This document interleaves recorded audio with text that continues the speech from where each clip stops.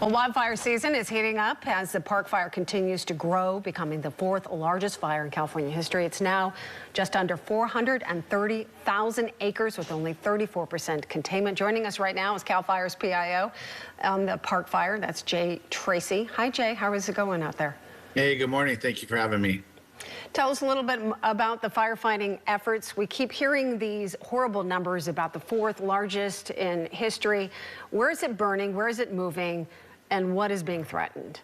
Sure. Well, good news is I'll give you some numbers real quick. We're still dealing with a fire that's right at about 429,000 acres. It is 36% contained. We still have 6,000 personnel up here that are doing their best to put this thing to bed. The fire predominantly is burning in the northeast section of the fire footprint up in the Mill Creek area. But some good news from our fire behavioral analysts and some of the weather information that we got this morning from our meteorologist says that we should see some decreased temperatures and a little more humidity in the area there that the fire's going. So that's good news for us, and allows our guys to get in there, and guys and gals to get in there and do some good work. I noticed that the Air Quality District putting out an advisory. I've seen some pictures coming out of Reno. The air quality is horrible. Lots of people, going to Tahoe and Reno and that kind of area. So it's really pushing out up into that area, correct?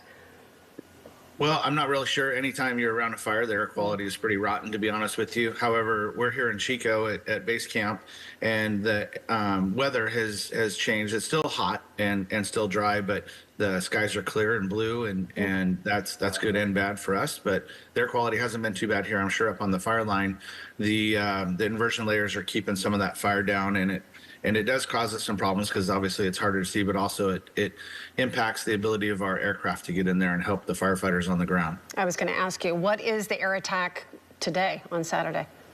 So we still have, gosh, I'd have to look at the numbers. We're still in the neighborhood of 40 or 50 aircraft that are still available. A lot of the fixed wing stuff has moved on to other fires in the state, but the rotor aircraft are what are most useful for the firefighters that are in that Mill Creek area, just because of the rugged terrain that they're faced with.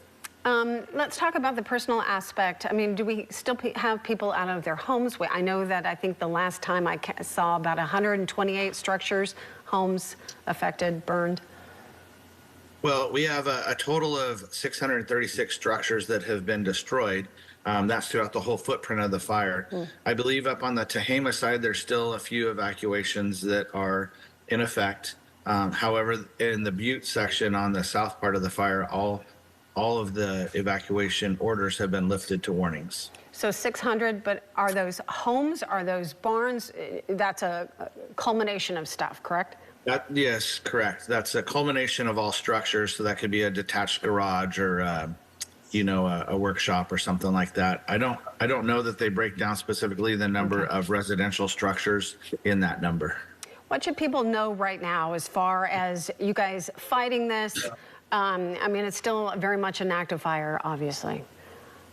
Correct. While, a good probably 85–90% of the fire is relatively static at this point. We're not expecting any growth outside of that northeast area.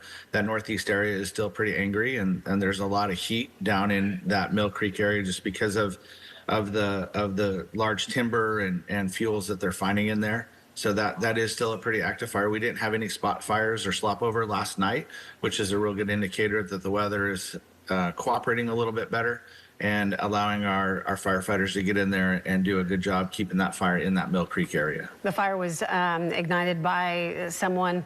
There's a suspect that was arrested. That person is now facing charges for starting this fire, pushed it into a gully. It had been sparking, correct, and so forth. Any salient issues in regards to just we need to take better care and be mindful about our actions as humans? True. I can't really speak on the circumstances around the ignition of this fire, but hopefully the officers that have placed that gentleman under arrest have done their part, and the DA is the one who actually charges. So hopefully they've been able to support their suggestion of charges, and they'll be held accountable. It's very sad to see, obviously, the impact that something as probably in his opinion, even then, meaningless, has turned into a pretty significant incident. Yeah. Thank you very much for joining us. We really appreciate your time. Absolutely. Thanks for having me. Have a good, safe Saturday. We'll be right back.